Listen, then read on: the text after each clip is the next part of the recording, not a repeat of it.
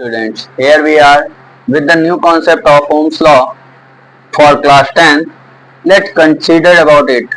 बेटा Ohm's law जो है ये बोर्ड परीक्षाओं में पूछा जाता है और कई बार बच्चे जो है इसके सही डिफिनीशंस या सही फैक्ट्स के बारे में नहीं जान पाते हैं। उसी पर हम लोग बात करेंगे आज। तो ओम्स लॉ के बारे में जानते हैं, क्लास 10 का सिलेबस है। तो ओम्स लॉ ने क्या कहा था? ओम ने कहा था कि क्या कहा था? एट कांस्टेंट फैक्टर, यानी किसी भी कांस्टेंट फैक्टर में, कांस्टेंट फैक्टर के कौन कौन से होने चाहिए बेटे?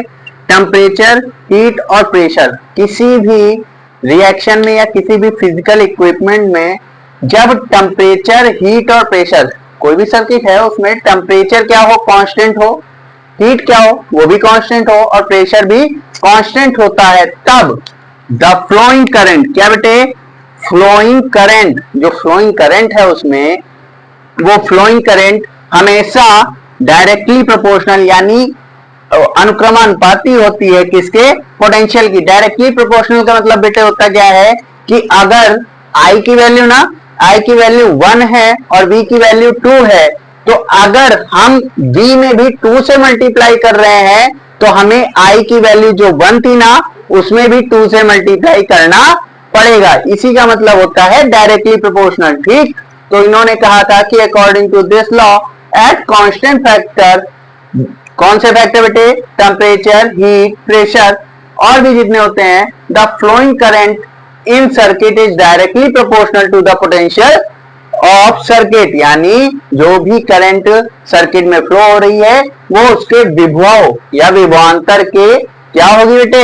अनुक्रमानुपाती होगी, यानी डायरेक्टली प्रोपोर्शनल होगी। ओके, तो चलिए करंट को किससे डिनोट करते हैं भाई? आई से करते हैं। ठीक, आई जो होता है वो डायरेक्टली प्रोपोर्शनल होगा किसके? पोटेंशियल। पोटेंशियल बेटे बी से डिनोट करते हैं। ठीक, किससे? बी से। तो आई प्रोपोर्शनल बी, या इसको नॉर्मली लिखा जाता है पोटेंशियल प्रोपोर्शनल आई। ठीक बेटे, दोनों आप मेथड लिख सकते हैं। तो बी प्रोपोर्शनल आई लेके चलते हैं। प्रोपोर्शनल हटाएंगे ना तो एक कांस्टेंट लगेगा बेटे। क्या लगेगा? B बराबर R, एक कांस्टेंट लगेगा R और लगेगा I। ठीक, ये कांस्टेंट जो है इसी कांस्टेंट पर पूरे सर्किट आपकी वर्क करती है। इस कांस्टेंट को कहते हैं बेटे रजिस्टर। क्या कहते हैं? रजिस्टर। तो देखिए वेयर V इज पोटेंशियल, क्या है बेटे? पोटेंशियल है। ठीक, V क्या है? पोटेंशियल है। R क्या है? रेजिस्टर है। R क्या है? रेजिस्टर है। रेजिस्टर का मतलब होता है प्रतिरोध, जो धारा को रोकता है। किसी भी सर्किट में धारा को फ्लो होने से, करंट को फ्लो करने से रोकता है, उसे बोलते हैं रेजिस्टर। ठीक, और I आपको पता है बेटे क्या होता है?